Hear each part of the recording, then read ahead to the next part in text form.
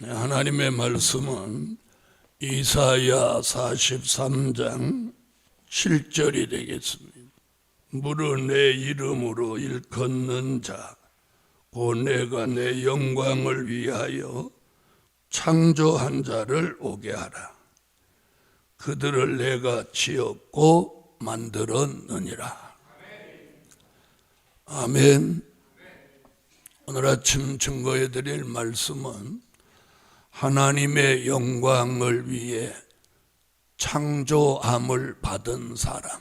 우리가 오늘 아침 이 본문을 가만히 들여다보면 자신이 왜 존재하고 있는지의 답입니다. 우리가 존재하는 것은 가족을 위해서 존재하는 것도 아니고 또 자기 자신을 위해서 존재하는 게 아니라 누구의 영광을 위해서? 하나님의 영광을 위해서 존재하는 거예요. 그래서 여기 뭐라고 그랬어요? 내 영광을 위하여 창조한 자를 오게 하라.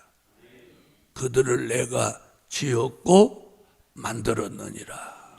이 말씀의 기본이 우리에게 잡혀 있어야 자신이 왜 사는지, 왜 존재하는지 답입니다.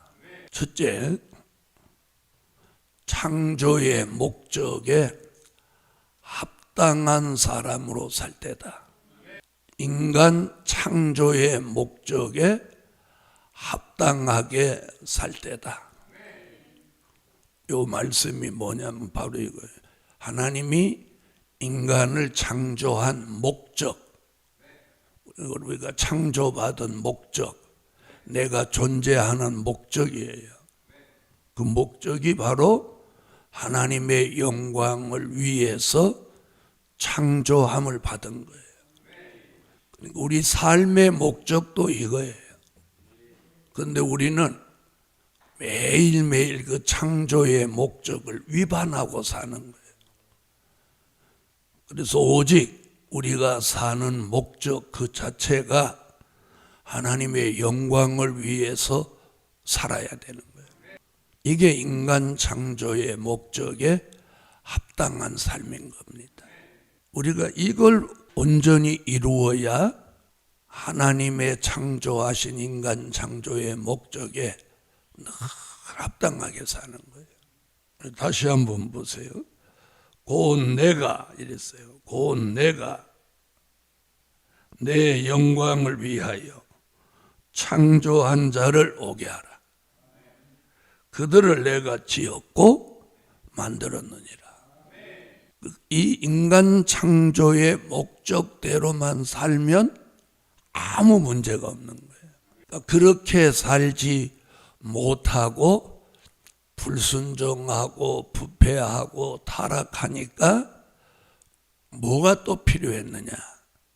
이사야 43장 1절 같이 재창조가 필요한 거예요. 이제 이해하셨어요? 자, 지금 오늘 이사야 43장 1절은 첫 번째 창조의 목적 얘기예요. 하나님이 인간을 창조하신 목적이 하나님께만 영광 돌릴 목적으로 창조했어요. 근데 그 목적대로만 살면 아무 문제 없는데 자기 영광을 위해서, 자기 명예를 위해서 사니까 창조의 목적에 위배되게 산 거예요. 그걸 원점으로 되돌려서 하나님의 영광을 위해서 사는 삶을 만들시기 위해서 또 한 번 역사하는 게 뭐라고요? 될 일의 말씀으로 재창조하는 거예요.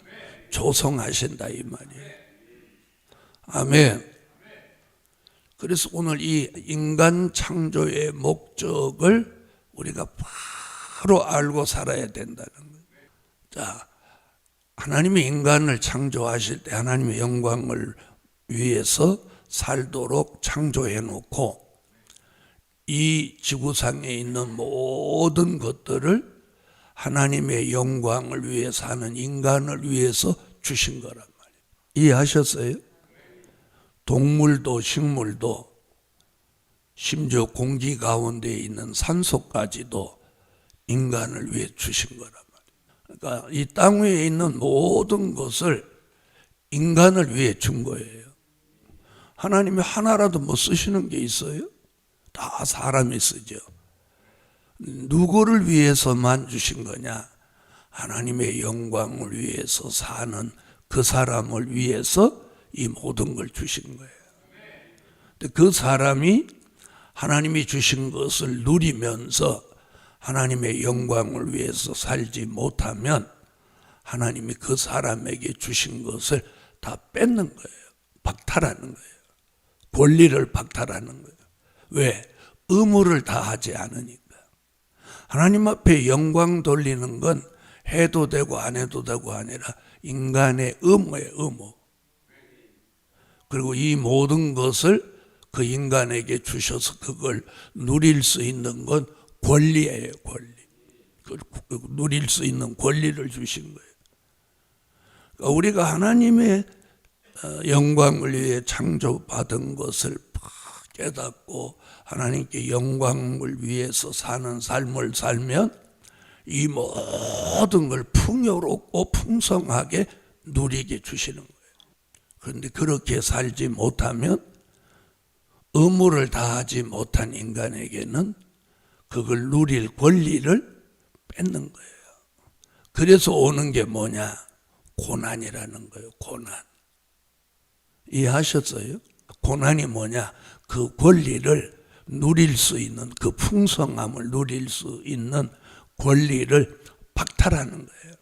그래도 그렇게 권리를 박탈했을 때 인간이 깨닫는 게 뭐냐? 깨닫고 하나님 앞에 돌아오는 게 뭐냐? 회개인 거예요. 회개. 아멘? 회개예요. 회개. 자, 다시 정리해 볼게요. 하나님이 인간을 창조하신 게 인간을 통해서 하나님이 영광 받으실 목적으로 창조한 거예요. 그럼 영광을 위해서 살면 하나님이 창조한 이 세계의 모든 것을 그 사람이 누릴 수 있는 축복을 주신 게 권리예요. 권리. 영광 돌려야 되는 건 뭐고? 의무고. 그래서 의무를 다할 때 권리도 따르는 거예요. 그러니까 의무를 다하지 못하면 권리를 박탈하는 거예요. 그 권리가 박탈될 때 인간이 느끼는 게 뭐라고요? 고난. 고난이 오는 거예요. 고난. 물질로 고난이 오고 질병으로 고난이 오고 이 마음의 불편함으로 고난이 오는 거예요. 그걸 다시 원점으로 돌리는 게 뭐예요? 회개란 말이에요. 회개. 예? 내가 하나님의 뜻대로 영광을 위해 살지 못해서 권리를 박탈당해서 오는 고난을 통해서 우리가 다시 하나님께로 돌아오는 게 뭐예요? 회개. 그렇게 회개하는 사람에게 뭘 해주셔? 재창조. 조성해서 재창조. 하나님의 영광만을 위해서 살 수 있는 사람으로 이렇게 다시 만들어주는 거예요. 그걸 조성이다, 재창조다, 이렇게 말하는 거예요. 그래서 우리는 끊임없이 뭘 해야 돼? 회개를 해야 되는 거예요. 회개. 회개는 잘 들어보세요. 회개는 꼭 내가 어떤 범죄를 저질러서만이 회개가 아니에요. 왜 회개를 끊임없이 해야 되느냐? 바로 이 의무를 저버렸기 때문이에요. 에? 우리는 밤낮 하나님께 영광 돌려야 될 의무를 가지고 태어난 거예요. 그 의무를 다하지 못했을 때 우리는 회개를 해야 된단 말이에요. 그 의무를 다하지 못했을 때 뭐가 온다고? 고난이 오는 거예요. 고난이 오는 게 뭐예요? 우리에게 주었던 풍성함을 누릴 수 있는 권리를 하나씩 박탈하는 거예요. 그 권리를 하나씩 박탈해서 고난이 와도 회개하지 못하면 하나님이 제일 마지막으로 박탈하는 게 뭐냐? 생명이에요. 생명. 그 사람의 생명을 취해가는 거예요. 다시 말하면 영혼을 불러가는 거예요. 너는 더 이상 이 세상에 존재할 가치가 없다. 그래서 죽음을 앞둔 사람들이 회개함으로 다시 생명 연장을 받았던 사건들이 있어요, 없어요? 네? 희석이하고 그래서 회개하니까 죽게 되었는데 이사야를 보내서 그랬잖아요. 넌 죽고 살지 못하니까 네가 유언해라. 그 말이 뭐예요? 내가 네 생명을 이제 데려간다. 그런데 하룻밤 막 회개하니까 15년 생명을 연장해 줬단 말이에요. 그럼 저와 여러분이 오늘 요만큼 살고 있는 게 무엇 때문에 사는 거예요? 아니 금방 가르쳐 줬는데 그 소리를 못해. 회개! 그럼 회개하지 못하면 언제든지 하나님 불러갈 수 있다는 거예요. 자, 그럼 히스기야 왕 시대와 지금 시대가 좀 다른 점이 뭐냐? 우리는 예수 그리스도가 우리의 죄를 위해서 대신 돌아가셨단 말이에요.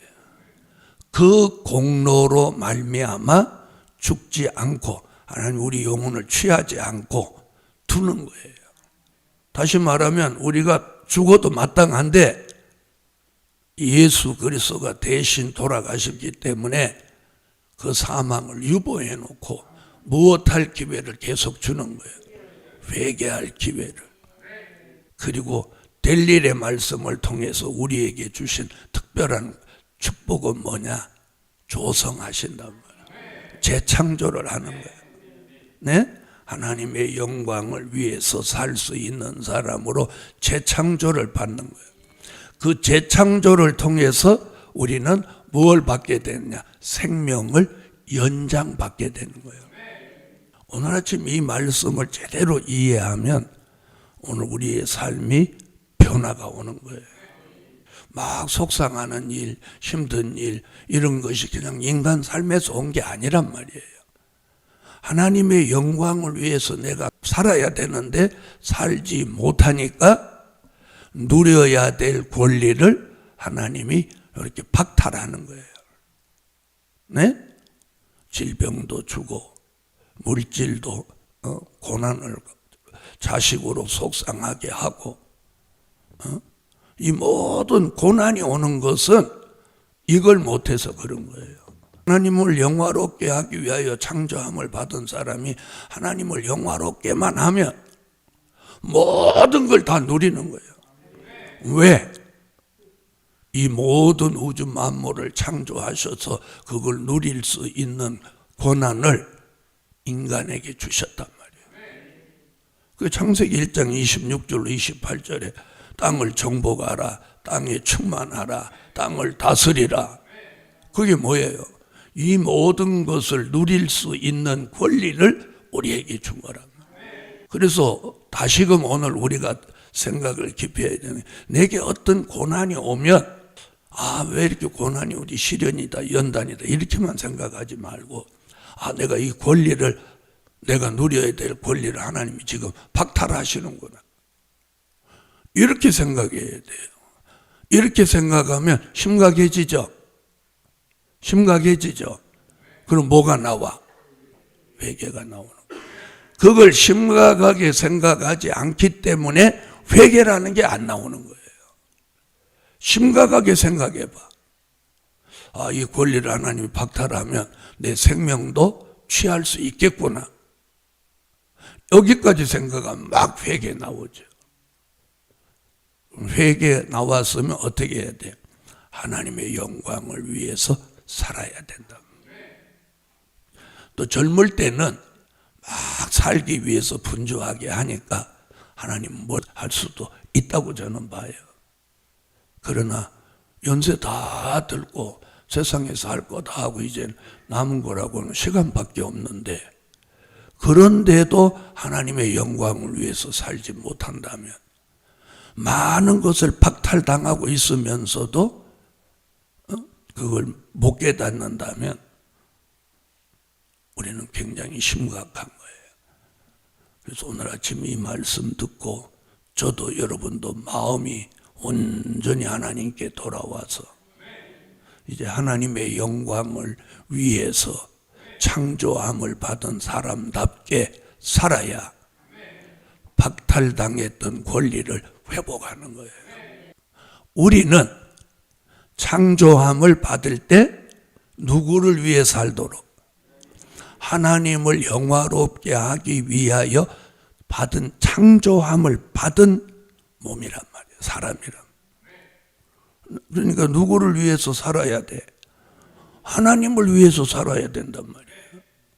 그런데 자기를 위해 살고 아내를 위해 살고 남편을 위해 살고 자식을 위해서 살고 하나님은 안중에도 없고 주일날 교회 간신히 한번 오는 것도 뭐 오다 말다 하고 이게 무슨 하나님의 영광을 위해서 창조함을 받은 사람인가요? 그렇죠? 그러니까 하나님이 아주 작은 것부터 권리를 하나씩 이렇게 박탈하는 거예요. 그래서 회개하면 다시 돌려주고 그래서 국회의원을 한번 이렇게 상실하고 형을 받아서 교도소를 간다든지 공직자가 그러면 모든 권리를 박탈했기 때문에 그걸 회복하려면 무엇을 통해야 되면 사면, 복권이라는 걸 해야 돼요. 사면을 받고 복권, 권리를 다시 복권해야만이 국민으로서의 의무를 가질 수 있는 거예요. 권리를 가질 수 있는 거예요. 여러분, 그래서 지난해 11월 달에 그 말씀 나온 거잖아요. 복역의 때를 끝내주신다. 이 말 알아들으세요? 복역 중인 사람이 막 열심히 해봤자 되는 게 없는 거예요. 왜? 권리를 박탈당했기 때문에. 인간은 자기 권리를 박탈당한 걸 모르고 산단 말이에요. 그래서 회개라는 걸 통해서 뭘 받게 되는 거예요? 세상 말로 말하면 사면, 복권되는 거예요. 오늘 아침 이 말씀 마음에 잘 담아두십시오. 자, 그러면 하나님께 내가 영광 돌릴 수 있는 방법이 뭐냐? 두 번째, 신령과 진정으로 예배해야 한다. 예배예요, 예배.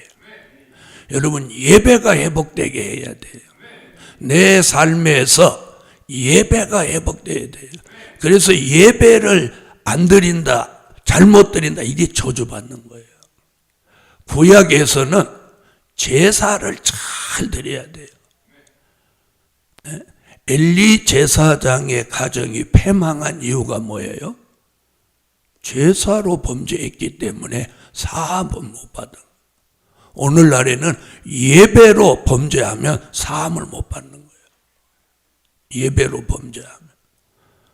예배 드리러 와서 잘못 드려도 범죄고 예배를 드리지 않는 것도 범죄인 거예요. 그래서 인간 창조의 목적 중에 하나님의 영광을 위해서 할 수 있는 게 뭐냐? 예배예요. 그래서 예수님은 요한복음 4장 22절로 24절에 뭐라고 그랬어요? 수가성의 여인에게 신령과 진정으로 예배할 때가 오나니 곧 이때라. 하나님께 예배하는 자는 신령과 진정으로 예배할지니라. 하나님은 신령과 진정으로 예배하는 자를 찾으신다. 우리의 잃어버린 권리를 다시 회복하여 사면 복권을 받으려면 회개가 있어야 되고 신령과 진정으로 예배해야 합니다.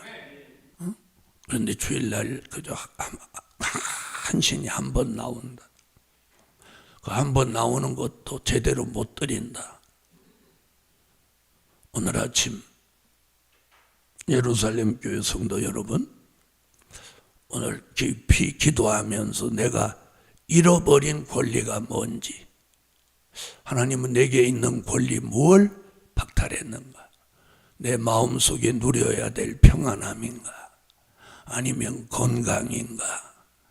아니면 내 삶의 만족함인가? 아니면 물질인가? 환경인가? 하나님이 내게서 내 권리를 박탈한 건 뭐고 내 권리를 보장해 준 건 뭔가? 오늘 이걸 한번 심각하게 생각해 보자는 거예요.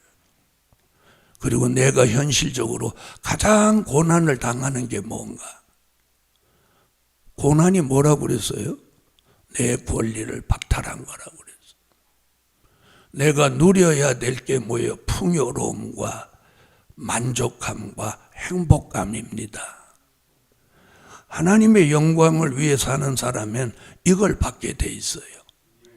만족함, 풍요로움, 또 행복함, 평안함. 그런데 뭔가 불편하고 고난이 자꾸 온단 말이야. 이건 뭐예요? 하나님이 내게 주신 걸 박탈했다는 거예요. 자, 범죄한 사람을 감옥에 갖다 놓으면 모든 걸 다 박탈하잖아요. 자유까지 박탈해요. 그 사람이 대통령이든 국회의원이든 감옥에 가면 자유가 다 박탈되는 거예요. 우리가 영적으로 지금 그렇게 당하고 있는지 돌아보고 그걸 회복하기 위해서는 회개와 재창조. 그 중심에는 뭐가 있어야 돼? 신령과 진정으로 드리는 예배. 예배가 회복되면 다 회복되는 거예요. 그래서 예배 잘못 드리거나 안 드리면 다 망가지는 거예요. 아니, 다 뺏기는 거예요. 생명조차도 뺏기는 거예요. 그걸 주실 수도 있는 분이 하나님이고 그걸 박탈할 수 있는 분도 하나님인 거예요. 세 번째는 하나님을 기쁘시게 하는 삶을 살아라. 우리는 한번 자신을 돌아보십시다. 오늘 아침 바울도 그렇게 말했어요. 사람은 결혼하기 전에 사람은 하나님을 기쁘시게 해드리는 삶을 살다가 결혼을 하면 여자는 남편을 기쁘게 하려고 살고 또 남자는 아내를 기쁘게 하려고 산다. 그렇게 말했어요. 그러면서 바울이 내가 사람을 기쁘게 하랴 하나님을 기쁘게 하랴. 내가 사람을 기쁘게 하면 하나님의 사람이 아니니라. 히브리서 11장 4절로 5절에 보니까 믿음이 없이는 하나님을 기쁘시게 할 수 없나니. 자, 예배가 뭐냐? 하나님을 기쁘시게 해드리고 하나님을 영화롭게 해드리는 게 예배예요. 그러니까 예배를 잘 드리는 사람은 하나님을 기쁘시게 해드리는 사람이죠. 우리는 예배 속에서 회개, 감사, 기쁨, 또 하나님 앞에 영광을 돌리는 거예요. 이게 다 예배 속에 들은 거예요. 할렐루야. 그래서 에녹은 하나님을 기쁘시게 해드리는 사람으로 인정받은 거예요. 365세를 살았는데 300년 동안 하나님을 기쁘시게 하고 하나님과 동행하는 삶을 살았다고 그래요. 우리는 사람을 기쁘게 하려고 막 살 때가 많습니다. 저도 마찬가지고. 사람을 기쁘게 하기 위해서는 뭔가를 하는데 하나님을 기쁘시게 해드리기 위해서는 잘 못한다는 거죠. 인색하다는 거예요. 다시 말하면 하나님을 기쁘시게 하는 일에 인색하다. 사람을 기쁘게 하는 일에는 후하다. 이게 우리 모습입니다. 오늘 아침 하나님이 우리 교회에 요구하는 게 뭐냐? 이거예요. 너는 내 영광을 위해서 창조함을 받았다. 이걸 너 잊지 마라. 내가 너를 지었고 내가 너를 만들었느니라. 그러니까 너는 내 것이다. 나를 위해 살아야 된다. 그래서 오늘 세 번째는 하나님을 기쁘시게 해드리는 삶을 살아라. 그래서 하나님은요, 우리 목소리하고 상관없이 찬양 받으시는 걸 좋아해요. 그래서 시편 제일 마지막에도 보면 호흡이 있는 자마다 여호와를 찬양할지어다. 찬양을 많이 해야 되는 찬양을. 네 번째. 자, 첫째는 인간 창조의 목적을 밖에 살아라. 둘째는 신령과 진정으로 예배하는 삶을 살아라. 셋째는 하나님을 기쁘시게 해드리는 삶을 살아라. 넷째는 이사야 49장 1절로 3절입니다. 하나님의 영광을 나타내는 삶을 살아라. 이제 첫째, 둘째, 셋째를 넘어서면은요, 이제 하나님의 영광을 나타내는 삶을 삽니다. 하나님의 영광을 나타내는 삶이 뭐냐? 말씀을 전하든지 아니면 기도를 하든지 해서 그 말씀을 듣고 기도 소리를 듣는 사람으로 하여금 하나님이 살아계신다는 존재를 느끼고 그 사람 또한 하나님의 영광을 위해서 사는 사람으로 돌아오게 된다면 그게 뭘 나타낸 거예요? 하나님의 영광을 나타낸 거예요. 할렐루야. 그래서 우리가 하나님의 영광을 나타내려면 말씀을 전해줘야 돼요. 그래서 그 사람으로 하여금 그 말씀을 듣고 회개하고 마음이 하나님께로 돌아오면 내가 뭘 나타낸 거야?